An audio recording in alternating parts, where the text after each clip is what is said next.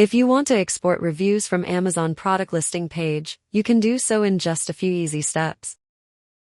To begin, simply click the extension icon in your browser. You'll see these functions: keyword search for specific content, sort and filter options for organizing reviews.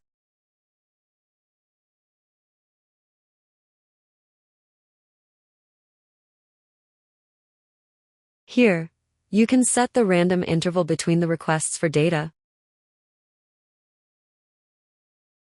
Then, click Export Reviews to start collecting data.